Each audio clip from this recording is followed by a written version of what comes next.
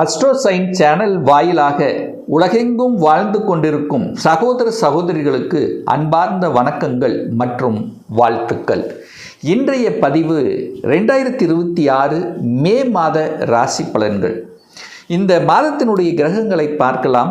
அதன்படி பார்க்கும் பொழுது மேசத்தில் சூரிய பகவானும் புதன் பகவானும் இணைவு பெற்றிருக்கு. அதாவது இந்த மே மாதம் 15ஆம் தேதி சூரியனும் புதனும் ரிஷபத்துக்கு பெயர்ச்சியாகிறது. அதே போல மே மாதம் 14ஆம் தேதி வரை சுக்கிர பகவான் ஆட்சி பலம் ரிஷபத்தில். அதற்கு அப்புறம் பார்த்தீங்கன்னா சுக்கிர பகவான் மே மாதம் 14ஆம் தேதி மிதுனத்தில் போய் அமர்ந்து கொண்டு அங்கு குரு சுக்கிரன் இணைவு பெற்றிருக்கக்கூடிய ஒரு மாதமாக அமையப்போகுது. கேது பகவான் சிம்மத்திலும் ராகு பகவான் கும்பத்திலும் வீற்றிருக்க, சனி கேது அதாவது சனி பகவானும் செவ்வாய் பகவானும் இணைவு பெற்று மீனத்தில் அமர்ந்திருக்காங்கல்லவா. அதில் செவ்வாய் பகவான் பார்த்தீங்கன்னா மே மாதம் 11ஆம் தேதி அன்று மேசத்தில் போய் அமர்ந்து கொண்டு ஆட்சி பலத்தோடு அமர்ந்து வலிமையாக பலன் தரப்போகிறார். ஸோ இந்த கிரகத்தினுடைய அடிப்படையில் இந்த மே மாதம் என்ன மாதிரியான பலன்கள், சாதகம் என்ன, பாதகம் என்ன, என்ன மாதிரியான தெய்வ வழிபாடு உகந்தது என்பதை பற்றி இந்த பதிவில் நம்ம டீட்டெயிலாக பார்க்க போகிறோம். இந்த பதிவை முழுவதுமாக பாருங்கள், ஸ்கிப் பண்ணாதீங்க. கண்டிப்பாக ஏதாவது ஒரு ரூபத்தில் உங்களுக்கு யூஸ்ஃபுல்லாக இருக்குங்கிறதுல எந்தவித மாற்று கருத்தும் கிடையாது. நம்ம சேனலை நீங்கள் ஃபஸ்ட்டு டைம் பார்ப்பவர்கள் என்றால் மறக்காமல் சப்ஸ்கிரைப் பண்ணிக்கிங்க. ரிஷபராசி அன்பர்களே, மே மாதம் எப்படி இருக்கும், அதுவும் தொழில் ரீதியில், வேலை ரீதியில், உத்தியோக ரீதியில் எப்படி இருக்கும் சார் அப்படின்னு நீங்கள் கேட்டிங்கன்னா, கண்டிப்பாக இந்த மே மாதத்திலிருந்து வேலை சம்பந்தப்பட்ட, உத்தியோகம் சம்பந்தப்பட்ட விஷயத்தில் நல்லவைகள் நடக்கக்கூடிய ஒரு அற்புதமான ஒரு மாதம். ஏன் இந்த ஸ்ட்ராங்காக நான் சொல்கிறேன் அப்படின்னா, இந்த வேலை, தொழில், வியாபாரம் அப்படின்னு எடுத்துட்டாலே ஒருத்தர் ஜெயிக்கணும் அப்படின்னா சனி பகவான் நல்லா இருக்கணும். அந்த சனி பகவான் தான் இந்த தொழிலுக்கு காரக கிரகம். அவர் 11ஆம் இடமான லாபஸ்தானத்தில் போய் அமர்ந்திருக்கார்.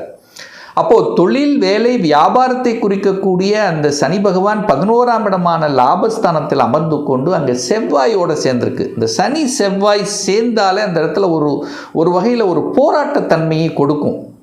ஆனால் அந்த 11ஆம் தேதி, மே 11ஆம் தேதிக்கு அப்புறம் செவ்வாய் பகவான் அங்கே மீனத்திலிருந்து விலகிறார். அப்போ சனி பகவான் மட்டும் அங்கே இருக்கார். ரைட். அதே சமயத்தில் இந்த மாத இறுதியில் பார்த்தீங்கன்னா, அதாவது ஜூன் மாதம், இந்த மாத இறுதியில் ஜூன் மாதத்தில் இந்த குரு பெயர்ச்சி நடக்கும் பார். வாக்கியப்படி 26ஆம் தேதி, திருக்கணித பிரகாரம் ஜூன் மாதம் 2.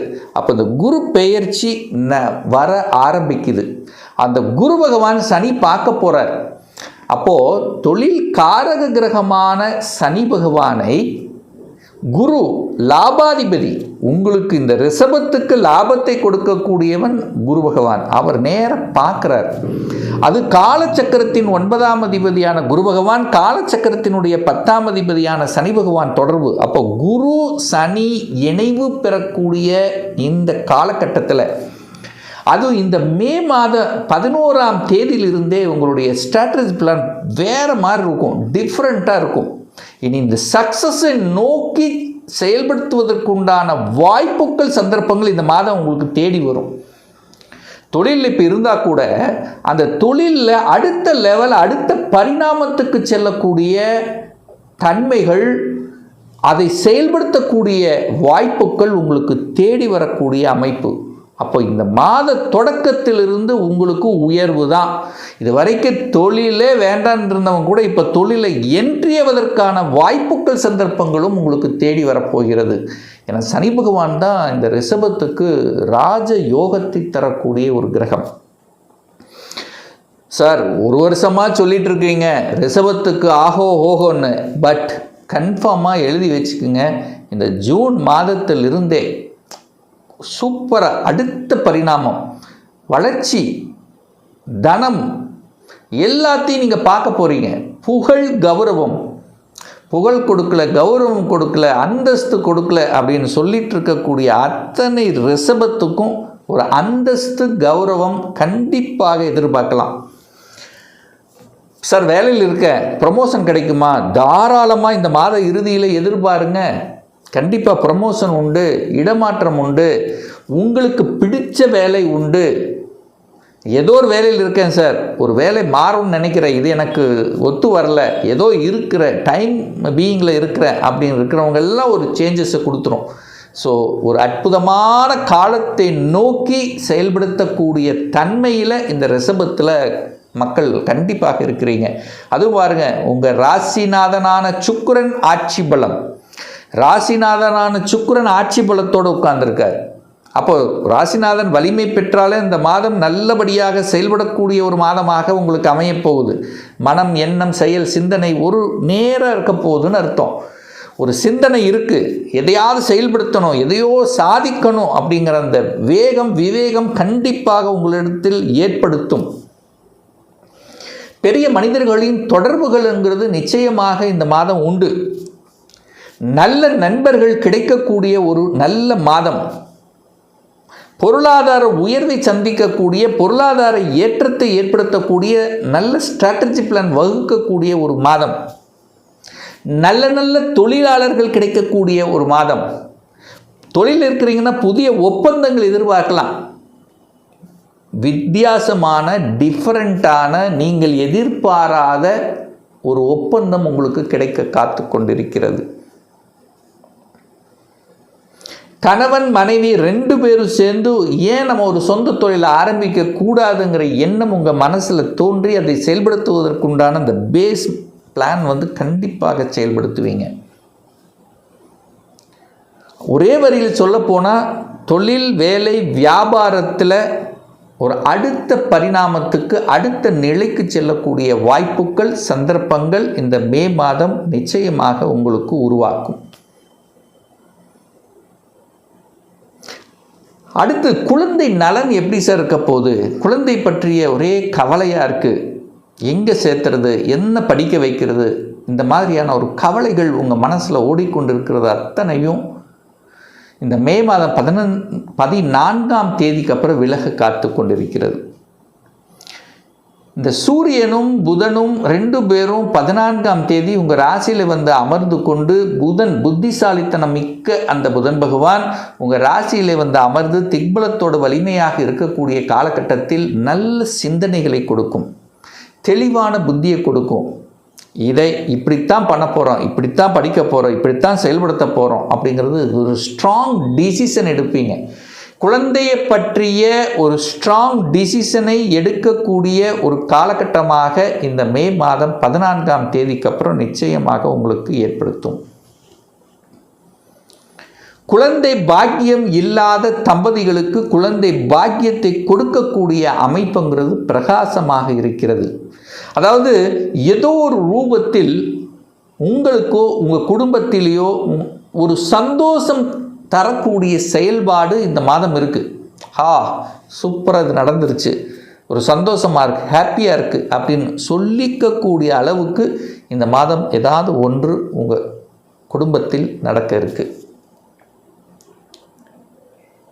ஹெல்த் பிரச்சனையாக இருந்தவர்கள், உடல்நல தொந்தரவு இருக்கிறவங்க, ட்ரீட்மெண்ட்டில் எடுத்துக்கொண்டிருந்தவர்களுக்கெல்லாம் ஒரு பாசிட்டிவ் பதில் கிடைக்கும். அதிலிருந்து வெளிவர போகிறீங்க. அப்பா, ஒரு சந்தோஷம். அதாவது என்னென்னா, ஏதோ நடந்துருச்சு, ஹெல்த்தில் அது பிரச்சனை, ஐடென்டிஃபை பண்ணி அதை ட்ரீட்மெண்ட் எடுத்து சக்ஸஸ்ஃபுல்லாக அதை கிளியர் பண்ணக்கூடிய ஒரு காலகட்டமாக அமைகிறது. அப்போ ஹெல்த் சம்பந்தப்பட்ட பிரச்சனையிலிருந்து விடுபட போகிறீர்கள் அப்படின்னு எடுத்துக்கலாம். ஒரு வழக்கிலிருந்து விடுதலை பெறப் போகிறீர்கள். எதிர்ப்பு கொடுத்திருந்தவங்க கூட அந்த எதிர்ப்பாளர்கள் உங்களுக்கு சாதகமாக, அதாவது அந்த எதிர்ப்பு கொடுத்ததுனால தான் நான் உயரப்போகிறேன், அந்த எதிர்ப்பாளர்களின் மூலமாக நல்லவைகளை நீங்கள் எடுத்துக்கொண்டு சாதிக்க போகிறீங்கன்னு அர்த்தம். அந்த எதிர்ப்பு இருந்ததுனால தான் நான் அடுத்த நிலைக்கு போனேன் அப்படின்னு திரும்பி பார்க்கக்கூடிய தன்மையை நிச்சயமாக ரிஷபத்துக்கு ஏற்படுத்தும். திருமணம் சார்ந்த சுப காரியங்கள் நடக்குமா? கண்டிப்பாக 7ஆம் அதிபதி, திருமண ஸ்தானத்தின் அதிபதியாக இருக்கக்கூடிய அந்த செவ்வாய் பகவான் ஏப்ரல் மாதம் அதாவது மே மாதம் 11ஆம் தேதிக்கு அப்புறம் ஆட்சி பலத்தோட ஸ்ட்ராங்காக இருக்க போகிறார். அப்போ இந்த மே 11க்கு அப்புறம் உங்களுக்கு திருமண வாய்ப்புகள், திருமணம் சம்பந்தப்பட்ட சுப காரியங்கள் தங்கு தடை இல்லாமல் நடக்கும். அப்போ 7ஆம் அதிபதி வலிமை பெறுகிறது. அது போக இந்த குரு பயிற்சி ஆகும் பாருங்க, ஆன பிறகு நேராக 7ஆம் இடத்தை பார்த்துருவார். அப்போது கண்டிப்பாக திருமண தடை விலகப் போகிறது இந்த ரிஷபராசி அன்பர்களுக்கு.